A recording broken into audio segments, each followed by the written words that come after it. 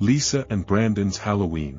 Brandon had always loved Halloween, and he still did, even as a proper grown-up adult with a proper professional job, wife, and house. He carefully put some final touches to Lisa's witch police officer costume. He had brought in real handcuffs from work, and now he took her unresisting wrist, and joined himself to her. It felt so satisfying. Lisa, staring at her bizarre combination costume in the mirror, didn't say anything, because she had no choice. Early on in their relationship, years ago, they had done couple costumes and partied together. But things had changed. For example, they didn't party or go to social functions together anymore, unless Brandon had to for work, and that was always awful.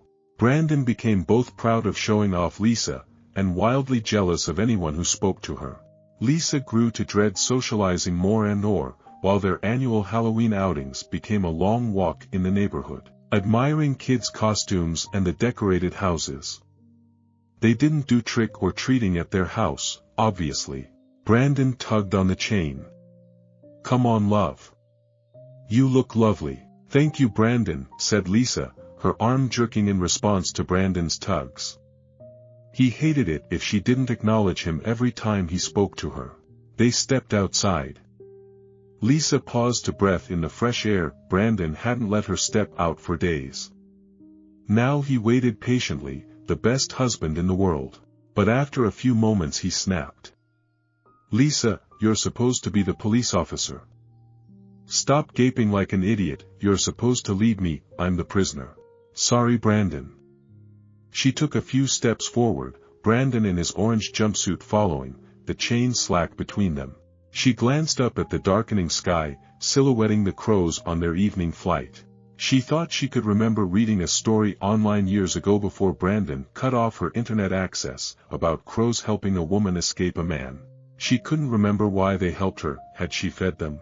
She often wished to feed the crows as she watched them from her window, but she couldn't because Brandon controlled her food intake, for her health. So she wouldn't get fat and gross like so many of his colleagues' wives. She should be grateful. The streets were full of children, running around with their pillowcases already bulging with sweets. Brandon didn't comment though. Halloween was one occasion where he gave people a pass for indulging. A kid ran by, wearing a black crow costume, flapping their little arms and cawing. Lisa smiled. She would never have kids. She didn't know if she wanted them or not. Crows from the sky cawed in response. Lisa remembered the story. The woman had a magical power to talk to the crows. But she didn't have any power. None at all. She looked up at them, her long witch's hat stupidly decorated with police badges wobbling backward, and wished, her heart bending out of shape. Brandon tugged the chain impatiently. The metal bit her wrist. "The fuck's wrong with you, Lisa? Keep walking." Lisa stiffened. It was a bad sign when he swore. She picked up her pace. The crows cawed again, and one seemed to break loose from the pattern and swoop down low. "Wow, those decorations are so ugly," she exclaimed, trying to mollify Brandon. Sometimes they could bond over criticizing other people. Brandon turned to look and a crow flapped right between them, rattling the chain. Lisa wasn't scared at all, but Brandon jumped back. What the hell? The crow swooped into an almost empty street, and Lisa followed. A cloud of black feathers engulfed Brandon. The chain fell loose. Brandon screamed, and Lisa started to run. Stories number 2. There is something knocking on my window. It's 1:23 a.m., and someone, or something, is knocking on my window. That shouldn't be possible. I'm on the second story, far above the ground. I've already gone through every explanation I can think of. No bugs, no animals, no branches, not even loose siding that could be rattling. The nearest tree isn't close enough, yet the sound persists, a hurried and deliberate tapping, like someone standing right outside. No one is there. Nothing is there. At first, I thought it might be my imagination. You know how sometimes you hear things late at night that aren't really there? But this. I know what I'm hearing. It's steady, not the 3 slow knocks of a horror movie. It's fast and persistent, then silence. A minute passes, and I hear it again. I'm sitting here, trying not to think too much about it. I know there's no way anyone could be out there, not this high up. But the knocking isn't stopping. It's deliberate. Then, from the other side of the room, more knocking. It's moved. The opposite window now. Wait, it hasn't moved. It's just more knocking, like the windows are having a conversation back and forth. It's relentless. The sound echoes in the quiet of my room. I get up and pull back the curtain on the opposite window, peering out into the dark. Nothing. Just the empty space between my window and the ground. But as I'm about to let the curtain fall, I hear it again. It's coming from the other side of the room. I spin around, and wouldn't you know it, another flurry of fast knocks against the glass. I can't believe it. I dash back to bed, throw the covers over my head, like that would protect me from whatever this is, and turn on a How to Better Your Life podcast, hoping it will drown out the noise. Instead, it seems to amplify it. Every time I try to focus on the podcast, the knocks break through, getting louder and louder. I can hear it clearly, even with the volume cranked up. I must be going crazy. Schizophrenia usually shows up in your early 20s, right? That checks out. I'm 23, but I don't have any family history of it. It's not like I see Barney in a tutu dancing in the corner of my room, so I have no idea. Could it be the antidepressants? Did I skip a dose? Could that even make you hallucinate? Wait, do sounds even count as hallucinations? What if it's someone messing with me? But how could they knock so high up without me seeing them? Maybe they're throwing stones. But how are they throwing them that fast? It makes no sense. I glance at my phone, half expecting a text or call, maybe a joke from a friend. But nothing. I let the podcast continue, but again the host's voice is drowned out by the knocking. I shove my earbuds in, trying to tune out the sound, but it's no use. It only gets louder. It feels almost taunting. Then, just when I think I've finally blocked it out, there's a pause, a heavy silence hanging in the air. For a moment, I feel relieved. Maybe it's over, but I literally couldn't take the suspense anymore. I throw back the covers, my feet hitting the cold floor. I walk toward the window, half expecting to find a prankster on the other side, someone with a twisted sense of humor. I reach for the curtain and pull it back, bracing myself for whatever I might find. But still, nothing. Just darkness. Just silence. So here I am, back in bed, writing this post because what the hell? Does anyone have any ideas? Thanks. Stories number 3. She was warned to stay inside. She should have listened. The sirens outside had been going on for hours. I stood by the window, phone in hand, watching the street below. It looked normal enough, except for the people moving quickly, heads down, some pulling kids by the hand, others clutching bags like they were in a hurry. There was no panic, just tension, like everyone was running late for something. I looked at the phone again, hesitating for a moment before dialing. Still no answer. I left another voicemail. Mike, it's me. Call me when you get this, okay? I hung up and rubbed my hands over my face. Maybe he was stuck in a meeting. Or maybe the phone lines were jammed. There had been a lot of sirens today. I flicked on the TV for some background noise. The news was on, and the anchor was talking fast, her voice climbing a little higher with each sentence. Authorities are urging residents to remain indoors as emergency services deal with violent incidents spreading across several neighborhoods. I stared at the screen, my thumb frozen on the remote. They were showing shaky footage from a helicopter, people running, cars piled up in the middle of an intersection, a fire burning in the distance. I didn't understand what I was looking at. Grabbing my jacket and keys, I shoved them into my pockets. I needed to find Mike. He was supposed to be at work, but with everything going on, who knew where he could be now? When I stepped outside, the heat hit me first. It was the kind of summer day where the air sticks to your skin, and the pavement feels like it's melting underfoot. But the street was different.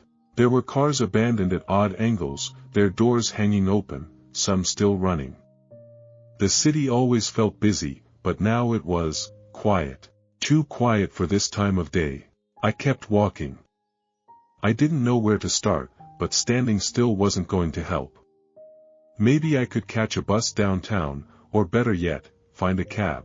But as I walked, the streets felt more and more wrong. There was trash everywhere, abandoned bags, shoes, broken bottles, and no sign of why people had left in such a rush. I turned a corner and saw a man sitting against the wall of a store, his head slumped forward. I slowed down, debating whether to ask if he was okay, but I didn't. Something about the way he was sitting, it didn't feel right. His clothes were dirty, and there was something about the way his body twitched every few seconds that made me walk faster. I passed more people as I made my way down the street, some walking in a daze, others looking confused and scared. The city felt like it was on the edge of something, but I couldn't tell what. Maybe the news had blown things out of proportion. Maybe this wasn't as bad as it looked. But the sirens hadn't stopped, and I could hear the dull roar of helicopters overhead. I turned down a quieter street, trying to think of where Mike might have gone. If he wasn't at work, maybe he tried to get home. It made sense, right? But I hadn't seen any buses, no cabs, nothing that could help me figure out how to get to him. That's when I heard it. A sound like someone choking or coughing, coming from the alley to my left. I stopped, turning my head toward the noise. I don't know why I walked closer. Maybe I thought someone needed help, or maybe it was just curiosity. There was a man hunched over, facing away from me, his shoulders shaking with every breath. His clothes were torn, and there was something wrong with his skin. It looked pale, almost gray, like he hadn't seen the sun in days.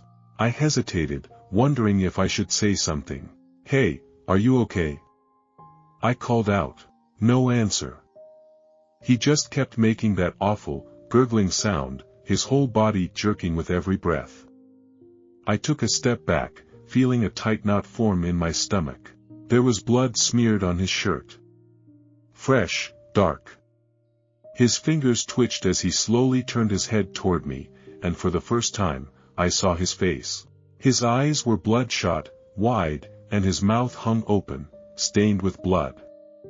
His lips pulled back in what might have been a snarl. My breath caught in my throat as he took a step toward me, dragging one foot behind him. I turned and ran. I didn't stop running until I hit the main road again. The air was filled with the sounds of shouting, distant crashes, and more sirens. I wasn't the only one running now. People were everywhere, some pushing past me, others stumbling in confusion. A woman was crying into a payphone, her words lost in the noise. Something had happened. Something bad. I reached for the payphone myself, but the line was dead. No dial tone. No way to call Mike. Panic started to creep up my spine. I needed to get to him. The office wasn't that far, but with every step, the streets felt less familiar, more dangerous. Bodies lay crumpled on the sidewalks, some moving, some not. I tried not to look too closely at the ones that weren't. There was no time to stop. I had to keep moving. I kept running, weaving between the growing crowds and abandoned cars. The smell of smoke filled the air, sharp and acrid, and I could hear shouts from further down the street, people yelling for help or shouting at each other. No one seemed to know what was happening, and the chaos was only getting worse. Mike had to be close.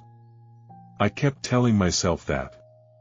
He wouldn't just disappear, not without calling or trying to get home. But with no buses running, no way to reach him, I felt like I was trapped in some nightmare version of the city I thought I knew. The further I went, the worse it got. A man stumbled past me, clutching his arm, blood running between his fingers. His face was pale, eyes wide, like he'd seen something he couldn't explain. People like him were everywhere now. Bleeding, limping, covered in dirt and blood. Some looked like they were hurt, others, like they'd lost all sense of where they were.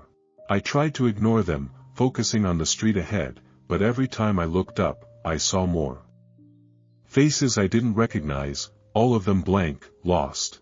It was like the whole city had been turned inside out. Then I saw someone I knew. I almost didn't recognize her at first. Julie, from the cafe down the street. I'd known her for years, seen her almost every morning on my way to work. She was standing at the corner, her back to me, looking as if she was trying to cross the road. I don't know why I thought she could help, but seeing her, someone familiar, felt like a lifeline. Julie. I called, pushing through the crowd to reach her. Julie, it's me. She didn't turn around right away, and for a second, I wondered if she'd heard me. I reached out, my hand almost touching her shoulder, when she finally turned. The blood drained from my face. Her eyes were glazed over, distant, like she wasn't really there. There was dried blood streaking down from her hairline, and her mouth was open just a little, her lips pale and cracked. I took a step back, my heart hammering in my chest. Julie. I whispered, not wanting to believe what I was seeing. She just stood there, staring past me, like she didn't even see me. For a moment, I thought she was dead on her feet. Then she took a step forward, her movement slow, almost mechanical. I took another step back, my hand covering my mouth. She wasn't okay. None of them were. I turned and walked away as fast as I could without running, trying to fight the urge to look back. There was no point. Whatever was happening to them, to all of us, was spreading faster than I could keep up with. I cut through an alley, the noise from the street fading behind me.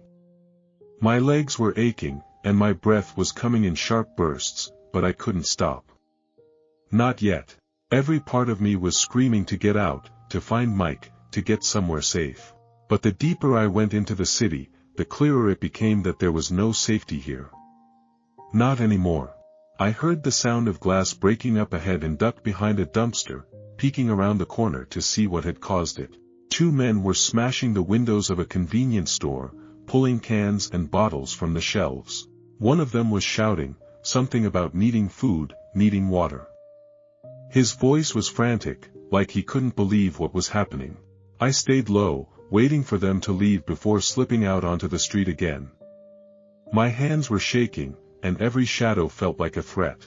The city I'd grown up in, the city where I'd built a life, was falling apart right in front of me. Mike was supposed to be at work. That's where I needed to go next. But as I crossed another empty street, I saw something that made me stop dead in my tracks. A group of people, at least a dozen of them, stumbling through the intersection. They weren't running, weren't even moving with any sense of purpose. They were just walking, their heads down, bodies slouched. And then, one by one, they started to fall. It was like watching dominoes collapse, each one hitting the pavement with a sickening thud. Some of them didn't get back up. Others did, dragging themselves across the ground, their limbs moving in ways that weren't right. My stomach turned. Whatever this was, it was spreading. And fast. I quickened my pace, the dread building in my chest. Mike had to be close. I couldn't afford to think about what I'd just seen. He had to be okay. He just had to. As I passed a pharmacy, I heard another sound. This one closer. Footsteps, but slow, uneven. I froze. It was the same sound I'd heard earlier, that slow, dragging walk. My heart raced, and I looked for somewhere to hide, ducking behind a row of parked cars. The footsteps grew louder, closer. I peered around the corner, and that's when I saw him. A man, his face pale and streaked with blood, limping toward me. His clothes were torn, his mouth open in a silent groan, and his eyes. Those empty, glazed-over eyes locked onto me. I didn't wait to see what would happen next. I bolted, running down the street as fast as I could, my legs screaming in protest. I couldn't stop. Not now, not ever. My lungs burned, but I didn't slow down. I couldn't. Every corner I turned, the city seemed to be crumbling faster. People screaming, pushing past me, some bleeding, others already staggering in that slow, unnerving way. The infected. I'd seen enough of them now to know that's what they were. Whatever this was, it was turning people into something else, something terrifying. I couldn't think too much about it. All I could focus on was Mike. I finally reached the street where his office was. Normally, it would be packed with cars and people, business suits and briefcases, but now it looked like a war zone. Windows were shattered, debris littered the ground, and the few people I saw were running, their faces twisted in panic. Mike had to be here. I pushed forward, my eyes scanning the building ahead. The front doors were smashed open, glass everywhere. I stepped carefully over the shards, moving inside. The lobby was empty, eerily quiet except for the hum of broken fluorescent lights. Mike? My voice was hoarse, barely a whisper. Nothing. I moved through the lobby, heading for the stairs. The elevators were dead, the buttons unlit. I climbed, each step harder than the last, my breath shallow and ragged. I had no idea if Mike was still here, but there was no turning back now. I reached the floor where Mike's office was. It was quiet. Too quiet. The door to his office hung open, and for a second, I almost convinced myself that everything would be okay. That I'd walk in, and he'd be sitting at his desk, working like it was just another day. But as I stepped inside, I saw it wasn't like that at all. The room was a mess, papers scattered across the floor, chairs overturned, the desk pushed up against the wall like someone had tried to block the door. My heart pounded in my chest as I took a step forward, my eyes scanning the room. And then I saw it. Blood. A dark smear of it on the carpet, leading toward the back of the room. My stomach dropped. I followed the trail, my hands trembling as I reached the small break room in the back. The door was ajar, and I pushed it open slowly, afraid of what I might find. That's when I saw him. He was sitting on the floor, his back against the wall, his head tilted to one side. Mike. Relief surged through me, and I rushed forward, dropping to my knees beside him. Mike? Mike, it's me. For a moment, he didn't move, and my heart sank. But then he stirred, his head turning slightly toward me. His eyes opened, but they were glazed over, unfocused, like he was struggling to see me. I grabbed his hand.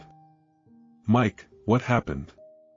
Are you hurt? His lips parted, and a low, guttural sound escaped him. I froze. That sound. It wasn't right. His skin was pale, almost gray, and his clothes were torn, stained with blood. My hands shook as I touched his shoulder, gently turning him toward me. His eyes met mine, and for a brief moment, I thought I saw a flicker of recognition. But then his mouth twisted into a snarl. I stumbled back, my heart pounding in my ears. Mike? He moved slowly, his body jerking unnaturally as he tried to get to his feet. His hands clawed at the ground, and I saw it then. The bite. A deep, bloody wound on his arm, the flesh torn and swollen. No, I whispered, backing away. No, no, no, he was infected. My mind raced, trying to make sense of it, but the truth was undeniable. He was one of them. Tears blurred my vision as I stood up, my back hitting the wall. He was still trying to get to his feet, but his movements were slow, uncoordinated, like he was fighting his own body. I should have run. I knew I should have. But I couldn't leave him. Not like this. I reached for him again, my hands shaking, desperate to pull him back, to make him see me, to make him be him again. Mike, please. He looked at me, but it wasn't him. His eyes were empty, his body moving with a jerky, mindless purpose. The man I knew, the man I loved, was gone. That realization hit me like a punch to the gut. Mike was gone. There was no saving him. All I could do now was survive. I wiped the tears from my face, forcing myself to stand. I backed away slowly, leaving him there in the break room, his groans echoing in the silence. The streets outside were worse than when I'd entered. Whatever was happening was spreading fast. People were running, screaming, being chased by the infected. It felt like the city was falling apart around me, and all I could do was keep moving. I didn't have a plan anymore. My only goal now was to get out. Get out of the city, get away from this nightmare, and figure out what to do next. But as I moved through the chaos, it became clear that there was no easy way out. The roads were blocked with abandoned cars, and the infected were everywhere, wandering aimlessly or attacking anyone who got too close. I ducked down alleyways, cutting through back streets, trying to stay out of sight.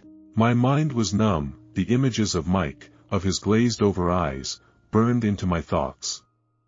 I didn't know how much longer I could keep running. I reached the edge of the city as night began to fall.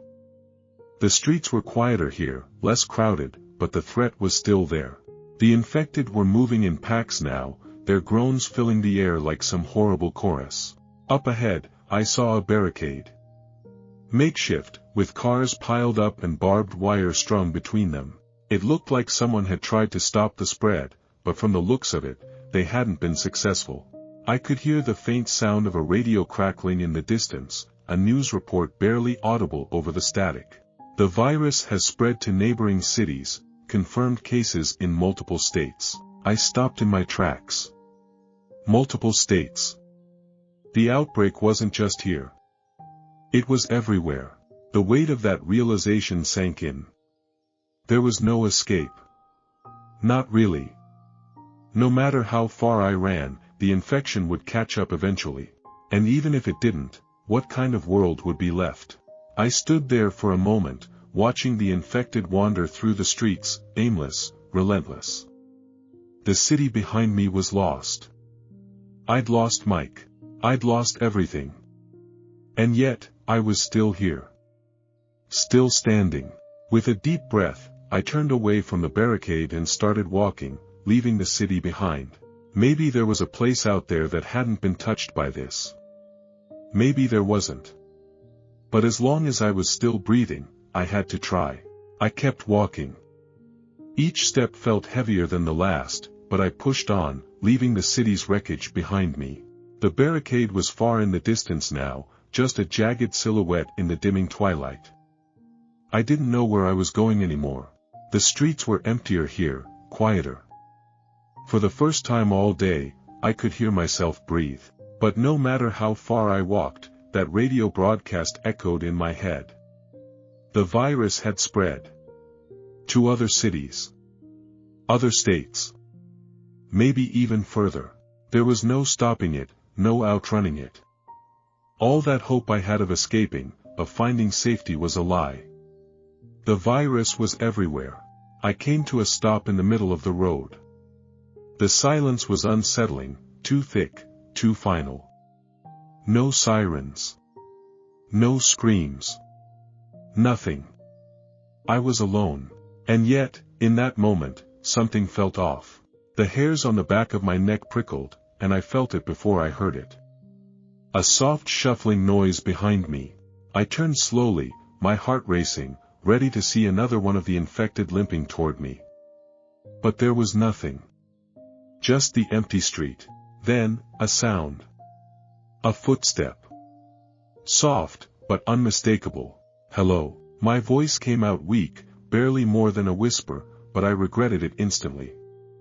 The silence swallowed the word whole, and I felt my skin crawl.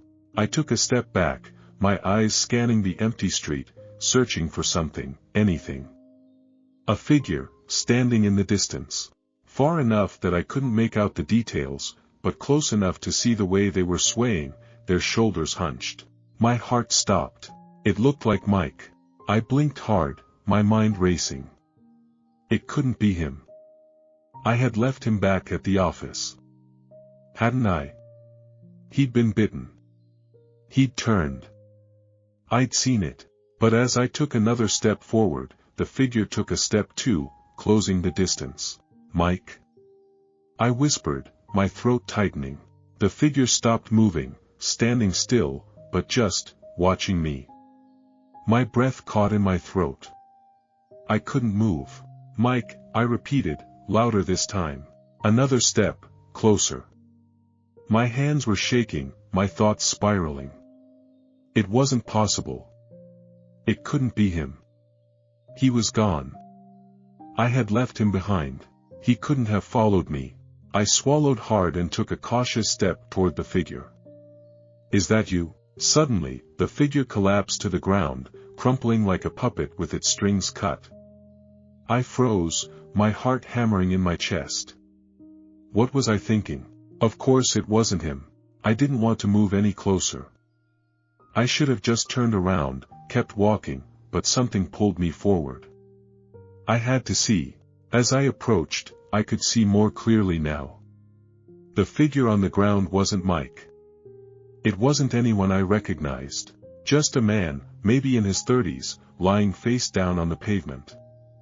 His clothes were tattered, his body covered in dirt. But it wasn't the way he looked that made me stop cold. It was the bite mark on his arm. The same bite.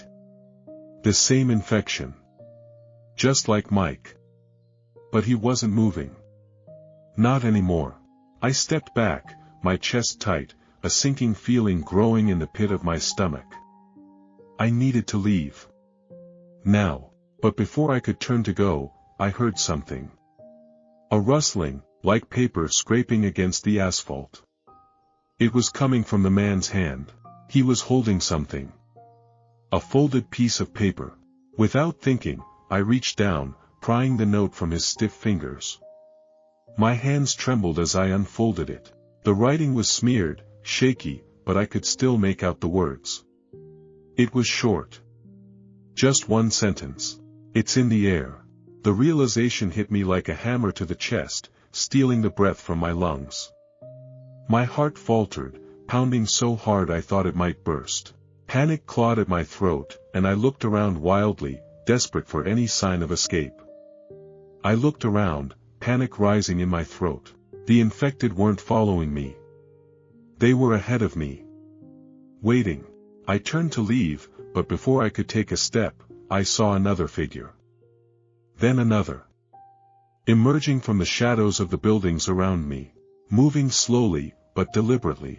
I stopped in my tracks, my breath coming in shallow gasps. The figures around me closed in, their faces blank, but not aggressive. They weren't going to chase me. They didn't need to. My head had been pounding since earlier, but now it felt like my thoughts were slipping, fading. I touched my face, feeling the slick sweat on my skin, the heat rising in my body. The fever. It had started hours ago, but I hadn't realized it. I thought I was running from the infection, but I was already too late. I felt it then. The change. A subtle shift inside me, like something crawling under my skin, taking hold. My breath came ragged, my legs weak. The figures stood still, watching me. Waiting. And then, I understood. I wasn't escaping. I was already one of them. Stories number 4. The hunger inside me. I don't know when it started. It's hard to say if there was a single moment when everything shifted, or if it was a slow creep, like the frost that gradually consumes everything in the winter. But now, as I sit here in this cabin, miles from civilization, staring at my own reflection in the cracked mirror, I can see it. I can feel it. Something is wrong with me. It was supposed to be a weekend getaway. Just me, my boyfriend Tony, and our friends, tucked away in the snowy wilderness. A break from the noise of the city, a chance to clear our minds and breathe fresh air. The first night was perfect. We drank by the fire, told ghost stories, and laughed about how we were in the middle of nowhere with no cell service. But by the second night, everything started to fall apart. It was the cold, I think. That bone-deep, biting cold that seeps into your skin and makes it hard to think straight. The storm came in fast, faster than anyone expected. The snow piled up outside, burying the car and trapping us here. No way to call for help. No way to leave. But it wasn't just the cold, it was the hunger. We ran out of food on the third day. No one had planned for a storm like this. At first, it was just uncomfortable, our stomachs grumbling as we rationed what little we had left. But then the hunger turned into something else. It twisted inside me, gnawing at my insides, making my thoughts foggy, dark. I think that's when I first started to change. I couldn't sleep that night. My body was shivering violently, but I wasn't cold anymore. I was burning. My skin felt tight, itchy, like something was crawling underneath it. I scratched at my arms until they bled, but the itch wouldn't stop.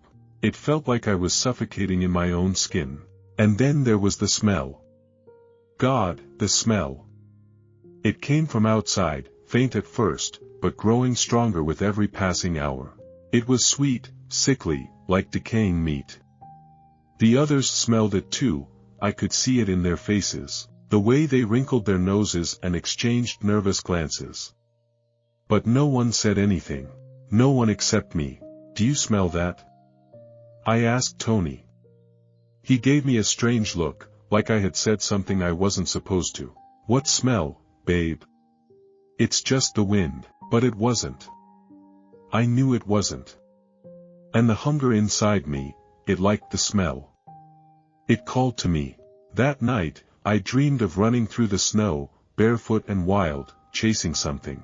My limbs were long, impossibly long, and my mouth was full of sharp teeth. When I woke up, I was outside the cabin, kneeling in the snow.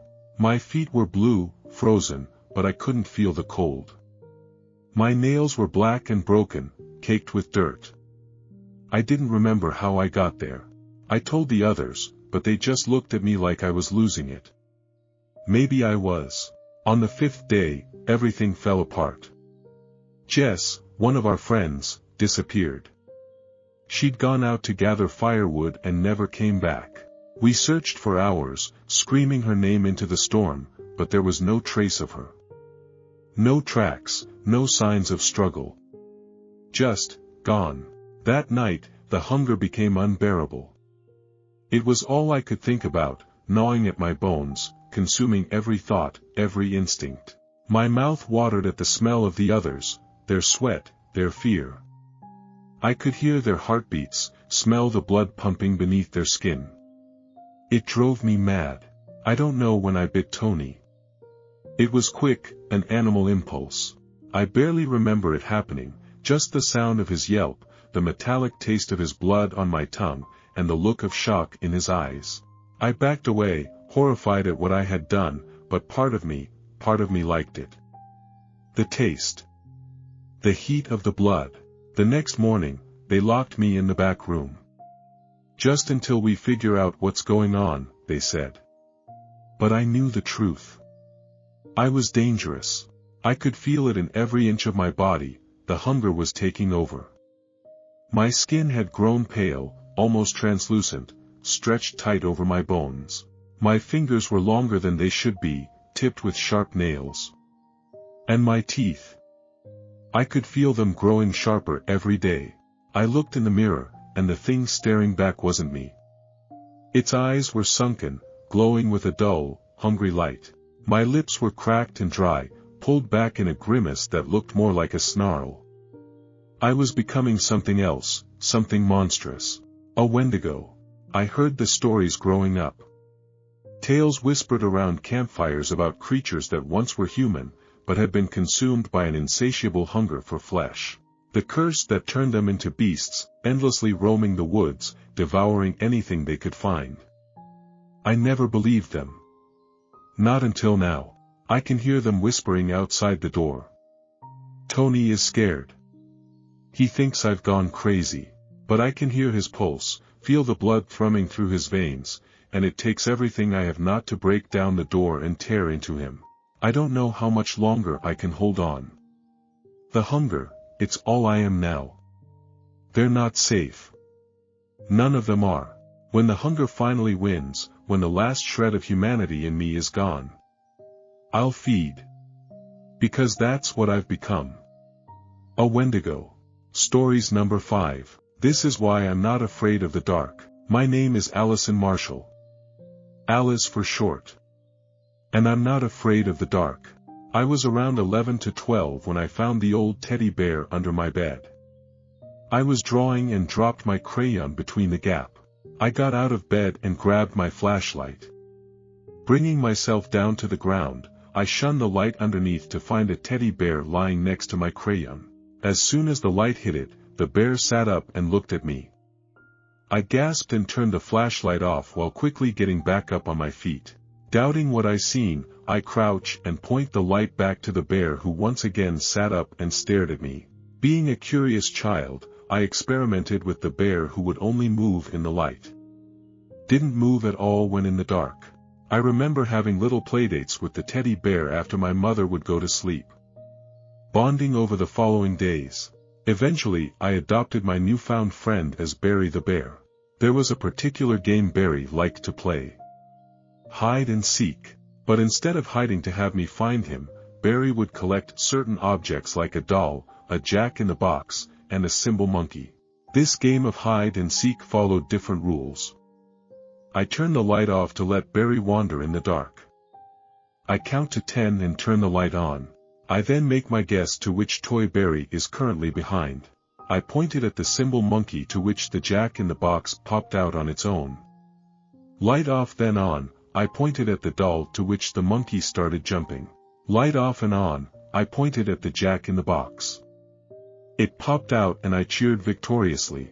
One night, I was too tired to play, so I went straight to sleep. The light in my mother's room came on and the sound of glass breaking woke me up. I got up and went to go check on her. She stood there lifeless. I poked her arm to see if she was okay. She turned her head, revealing a wide, uncanny smile on her face. Her eyes completely black. I stepped away and asked if she was all right. She pushed me into the hall and walked over to the drawers. I ran to my room and locked the door. I then sat in the darkest corner of my room and waited. Some time passed and the house was completely silent. I quietly walked towards the door and peeked under it. A kitchen knife came swinging through the gap, sinking directly into my right eye. I screamed in horror and pulled away. My hand on my injured eye, as blood rushed out, I used my free hand to open the window, then slid under my bed. I covered my mouth as my mother used the knife to slide past the lock and bursted the door wide open. A burning candle was shoved into her mouth as a light source. The wax melted away at her cheeks and chin. She headed to the window, and just as she peeked her head over, I came out from under the bed and pushed her. Her body fell down 4 stories and landed on the trash can below. I looked out the window once, then went to the living room to call 911. They showed up a few minutes later and took me to the hospital.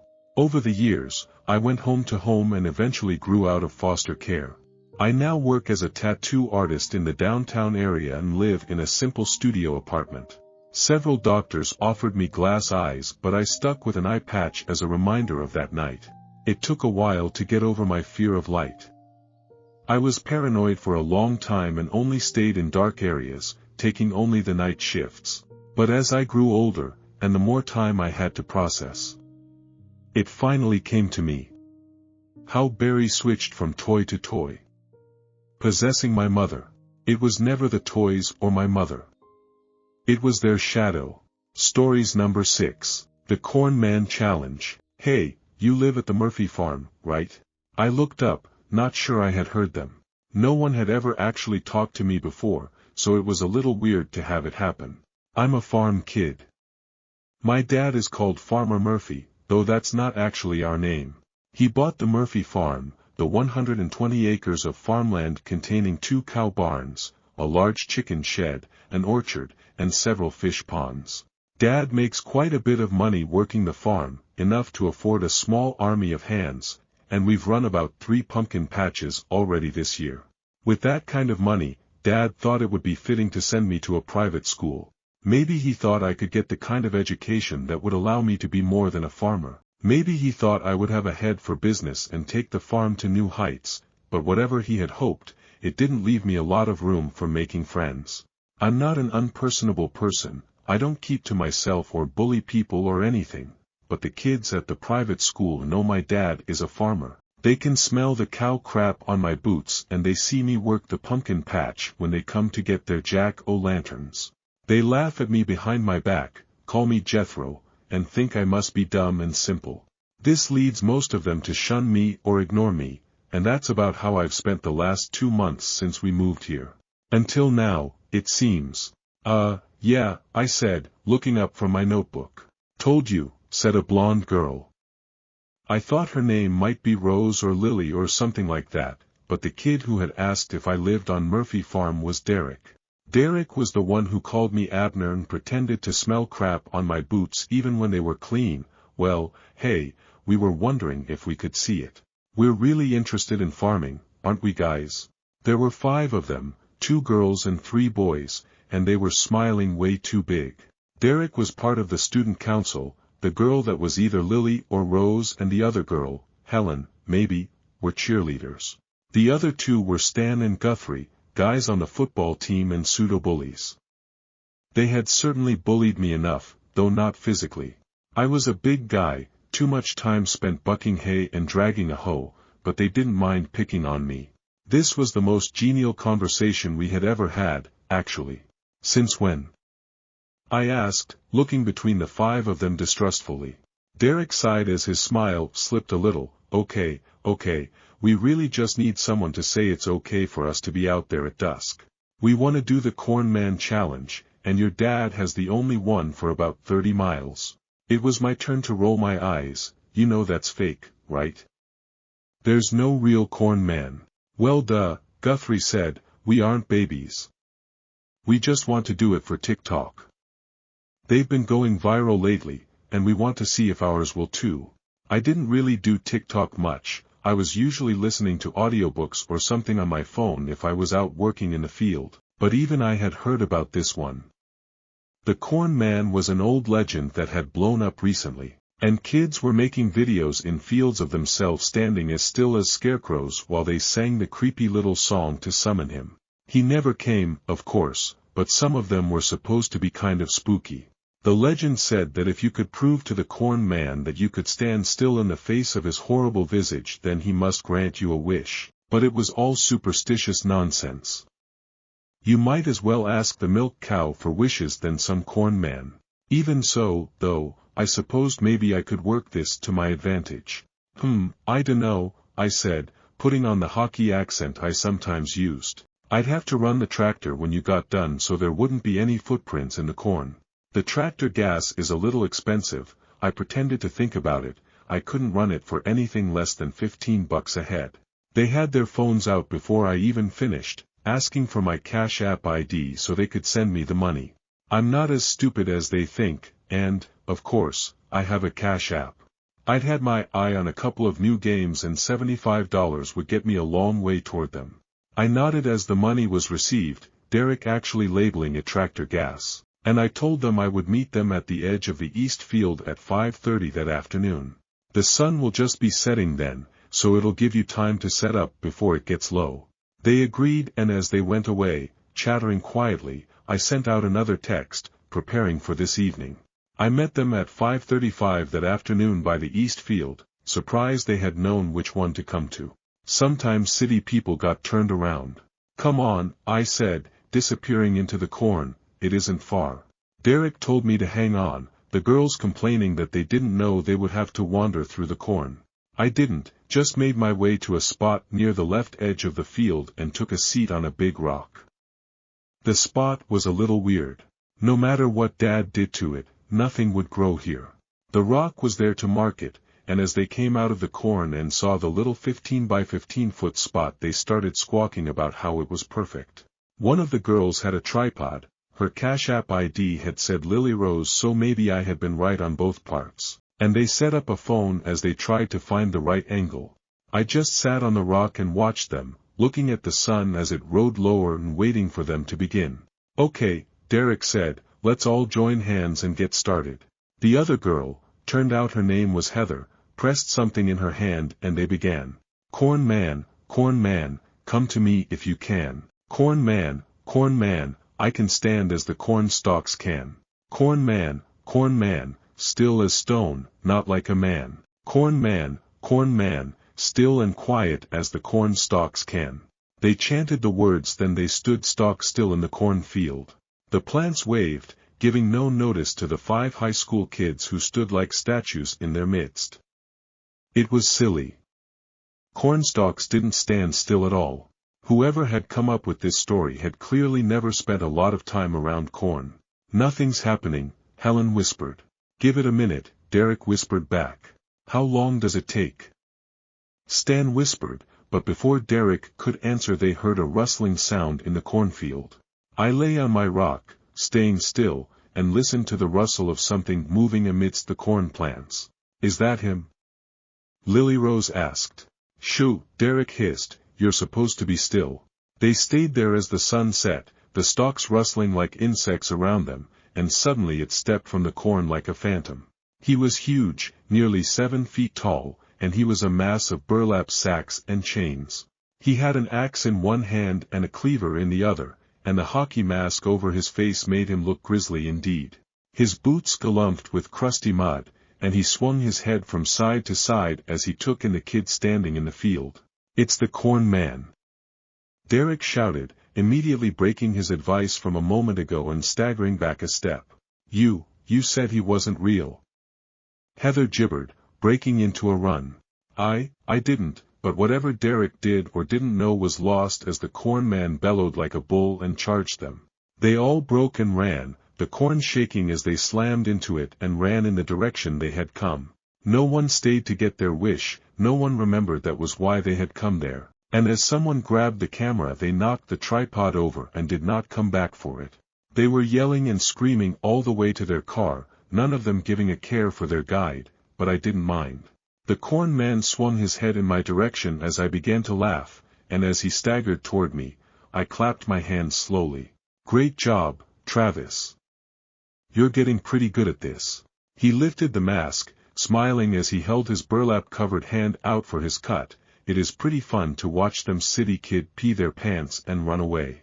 I slapped a 10 spot into his hand and we headed for the house as Mom rang the bell by the back door. After 2 months of being made fun of and thought of as the stupid farm kid, it is pretty nice to watch them get their comeuppance.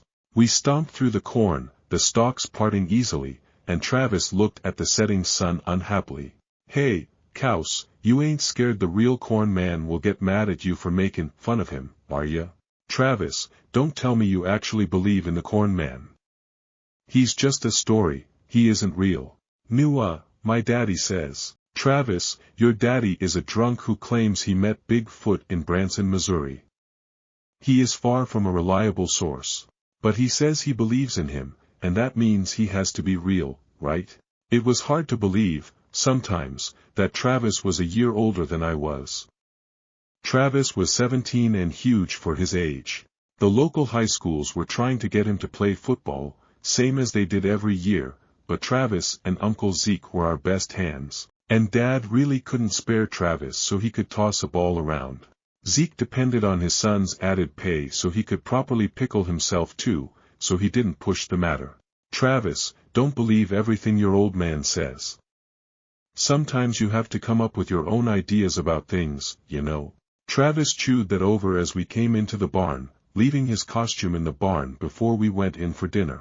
"Okay, so, my early comments may have been a little disingenuous. I didn't lie, I've always been the big, supposedly, dumb farm kid, at least for the 2 months I've been at this school, but just here recently I've become more approachable by my peers. Derek and his friends are about the 4th group that has paid for the pleasure of having the shit scared out of them in Dad's cornfield, and I expected they wouldn't be the last. The first group that had approached me had been pure coincidence. Travis had come whistling through the fields as they stood stock still and they had bolted in fear before he even came out of the corn. After that, I had cut him in, put together a costume, and he blundered into every corn man summoning from then on. It's not technically a lie. People pay more than what I charge for haunted houses, and I have certainly been cashing in given the time of year. People expect a scare around Halloween, they crave it, and I'm just giving them what they want. I think, deep down, they know there's no corn man, but it's the adrenaline rush that draws them in. I'm just providing the ambience. Derek's video went up the next day and did very well. He even tagged Murphy Farm in it, which was nice. He seemed surprised when I was in class the next day, and I had to explain to him that I had stayed still, like you were supposed to, and the corn man had gone away. That seemed to work. He nodded as he thought about it, and I went back to my assignment as the rest of the class joked about Derek and his run-in with the legendary Corn Man. I got approached by a new group at lunch, 4 guys from the football team, who wanted to go see this Corn Man too. I told them I would need to run the stock lifter, something that ran on diesel and was kind of pricey, and they shelled out $20 a head for the privilege of using the field. I laughed to myself, $80 richer, and when a new shadow fell over my lunch, I looked up to find the last person I had expected. "Hey, I heard you can summon the Corn Man." I was hoping I could tag along too. Marjorie Stokes was not someone I would have thought would fall for all this Corn Man nonsense. Marjorie was here on an academic scholarship, one of 5 given every year, and her grades reflected. Like me, however, she wasn't from a usual student background, and the others picked on her. We weren't friends. I don't think we had ever shared so much as a class together, but I did know of her. "Yeah," I said, "why, did you want to set up a time?" I was hoping I could tag along with those guys from earlier. "I want to see what there is to this Corn Man thing." "Well, it's generally $20 a head, but I was mostly just gouging those guys. For you, I'd do 10, just don't tell anyone." She nodded, reaching into her purse and pulling out a 20. "I can pay." "Where and when do I meet you?" I slid the 20 into my pocket, respecting her desire for fairness. 6 by the East Field. "It's the one with all the corn in it, you can't miss it." She told me she would be there and walked quickly off to get her own lunch. I shot a text to Travis, telling him we had more people looking for the Corn Man and he said he'd be there. I smiled as I chewed, happy business was so booming, and reflecting it would kind of suck to go back to being the big dumb farm kid once Halloween was over. It would suck, but I wouldn't mind returning to being a nobody either. Having a full social calendar was kind of a pain, and it was only a matter of time before Dad noticed what I was doing and put a stop to it. Until then, though, let there be Corn Man. The sun was sinking below the corn as a little red hatchback pulled up along the fence line and I saw Marjorie hop out and adjust her cardigan. "Am I late?" she asked, not seeing anyone else. About that time I heard the exhaust of a large F-250 as it came into view and shook my head. "Nope, looks like you're early." The 4 burly football players piled out, giving Marjorie a questioning side eye, and I told them to follow me as we headed into the corn. They came along noisily, talking and joking as they pushed the corn aside, and when the 5 of them had come into the field, the biggest one turned and tossed me his phone. "You got the recording, right?" I nodded and lined up the shot, the 4 of them laughing as Marjorie came to join them. They were all very cavalier about the whole thing, but I noticed that Marjorie was almost shaking with anticipation. She was quiet, almost stoic, and as they took their positions she seemed ready to fight to get what she wanted. I lined up the shot, telling them to start when they wanted, and the 5 of them began to chant as the corn swallowed the last long line of the sun behind the stalks. Corn Man, come to me if you can. Corn Man, I can stand as the corn stalks can. Corn Man, still as stone, not like a man. Corn Man, still and quiet as the corn stalks can. The ritual completed, they stood there like statues as they waited for the coming of the Corn Man. I sat too, holding the phone as I recorded them, and the glowing remains of the sun behind them looked pretty cool. This would definitely make a great video.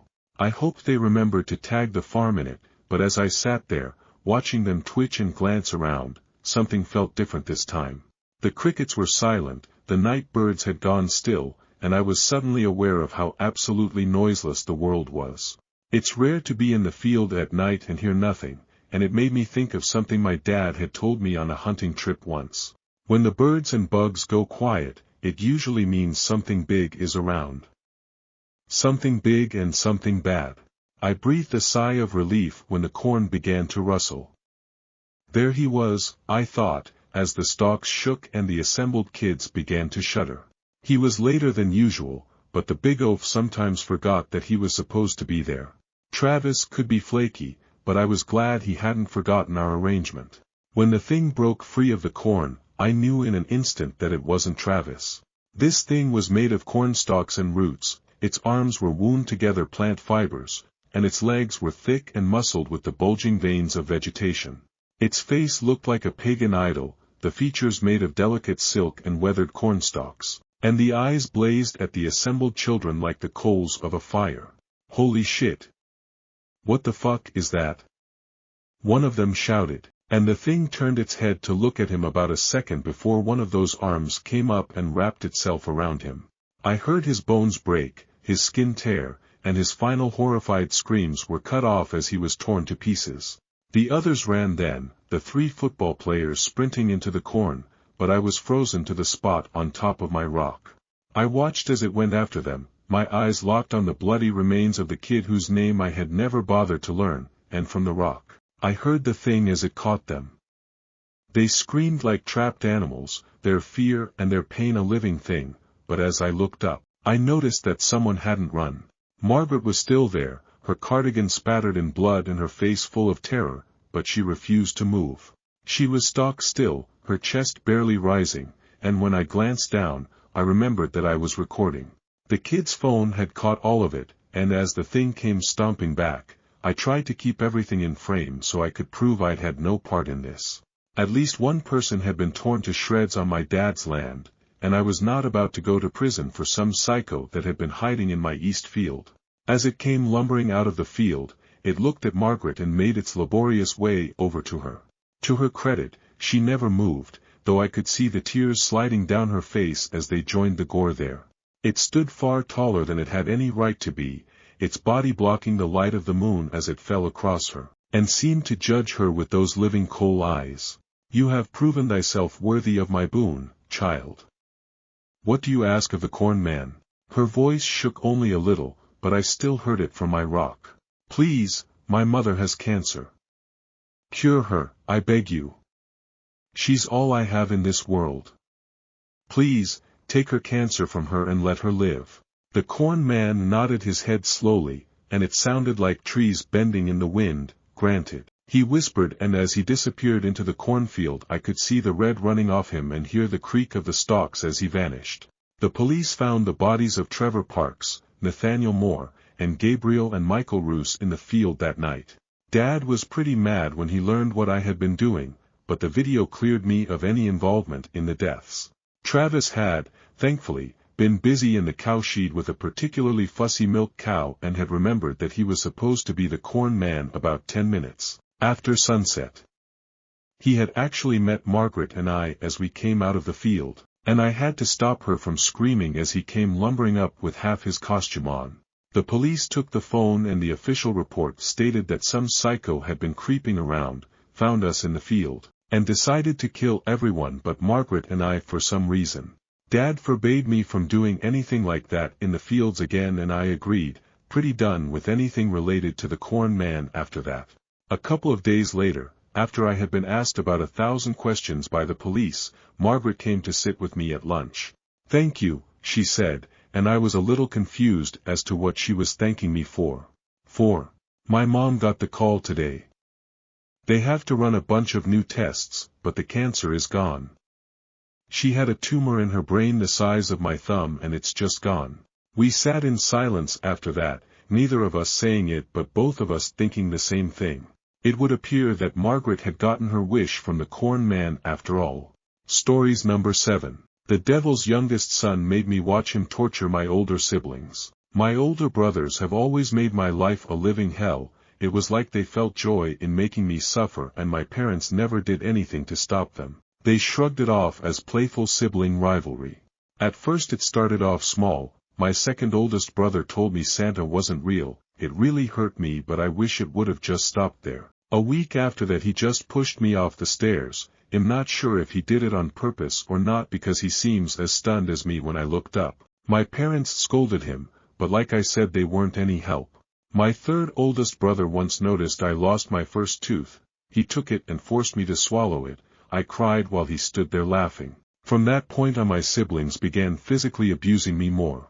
My oldest brother once took a stuffed animal I got for my birthday and he slit its throat in front of me. Before I could say anything he pointed the knife at me and said, "If you tell this to anyone, it'll do to you what I did to your stupid doll." I cried myself to sleep that night and I was afraid to tell my parents anything. In another birthday of mine I got a Wii. The next day my youngest older brother took it and broke it with my dad's hammer right in front of me. He didn't even bother to take it for himself, he just broke it in front of me. That's how it went for every birthday of mine. Once my second youngest brother stole my ball and my parents believed him when he said I gave it to him. Another birthday. One other birthday my oldest brother burned a card game of mine in the backyard. My parents took his side of course and punished me. Once in our pool my dad bought my youngest older brother was in it with me and he suddenly grabbed me by the neck and started drowning me. He pulled my head back up every few seconds but push it back in the water and drown before again pulling my head up. They also called me terrible names that my third oldest brother made. He seemed proud of the names he made and that my brothers called me those. They only called me by my real name when others were around. Once my oldest brother took my hands with his and clenched them tight. It felt like my hands were getting crushed. It took a minute before he finally let go and left. One time we were playing hide and seek, and after hiding behind a tree for 30 minutes I called out for them but never got an answer. After roaming around for I don't know how long I finally found my house and they were all there, they just left me there. My house was basically a place where the strong preyed on the weak. After turning 18 I took my dad's car and drove away from home with some money I took. It was hard finding a place to live and I was in and out of jail before finally finding a stable place. I didn't really do anything where someone got hurt.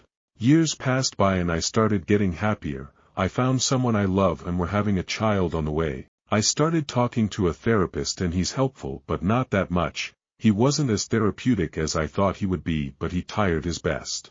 Once when I was talking to my therapist and he was asking questions I didn't know the answers to. When he asked what reason do you think your brothers did that for? And I shouted I don't know. I felt bad and apologized while he seemed understanding and kept a professional face and tone. Everything was fine until one night that changed my life forever. I was asleep when I suddenly woke up in a cell with no memory of how I got here. Outside the cell I saw my brothers, all 4 of them, but they were tied up on operational beds. In the middle of them was a hooded figure with a mask on and a table with lots of tools. He grabbed a saw and started cutting open my oldest brother's stomach and grabbed a few organs, tossing them inside a trash bag. I thought for sure my brother would die, but he was alive and screaming. The figure kept torturing him without anesthetics before grabbing the trash bag and dumping all my brother's organs inside him and stitching his stomach together. Not sure how he survived all of that. The figure suddenly went to my youngest older brother and carefully took out his right eye. He suddenly took out a dental drill and put it inside his empty socket and turned it on. Blood splattered out while my youngest older brother began screaming and crying. After a few minutes he pulled out the drill and carefully put his eye back in the socket. The strangest thing was that the eye started working perfect. The figure went to my third oldest brother and took out each and every single one of his teeth. After taking them all out he forcefully made him swallow all the teeth at the same time while my brother began choking. After a few seconds my brother opened his mouth to scream and I saw he had all his teeth back. Finally he went to my second oldest brother. He also sawed his stomach open but suddenly took out a few rats and tossed them inside the open stomach before stitching it shut while the rats rampaged in there. After half an hour of my brother's screaming and the rat's loud chewing, the figure reopened the stomach, letting out all the rats and stitching his stomach back open. After seeing my siblings get tortured for hours and hours, the figure suddenly came to me. He threw a knife at my arm before saying sorry. I suddenly woke up, my wife in the bed with me. I thought it was all a dream before I looked at my arm. It was all cut open just like in the cell. I realized he stabbed me to make me realize everything I saw was real and not a dream. Months and months went by and I saw my brothers getting tortured by this figure. They kept asking me for help but the figure kept telling them he wouldn't free them no matter how much I begged. Once I finally asked the figure, "Who are you?" He turned to me and came next to my cell. He took off the mask revealing he wasn't even human. He had a slit for a mouth, reddish skin and other details I don't even know how to explain. The figure told me, "I'm not from here, I'm from hell, I'm the devil's youngest son, but unlike my family I didn't believe in doing evil and they didn't like it." He sighed before looking down. My older siblings tormented me in hell every way they could all the time and I knew I had to escape. He turned his face back to me and said, I remember finally escaping hell during your dark ages. I never felt so free, so happy. I knew the people wouldn't accept me and I don't blame them. I've been trying to reach heaven ever since. I knew God would see I'm different than my family. He turned to my brothers and then to me, but I think I'm too far gone now, but I still have hope, but for now I'll do this, I'm gonna avenge the ones like me. Then he turned and gave my oldest brother a lobotomy. I gotta say that was very therapeutic.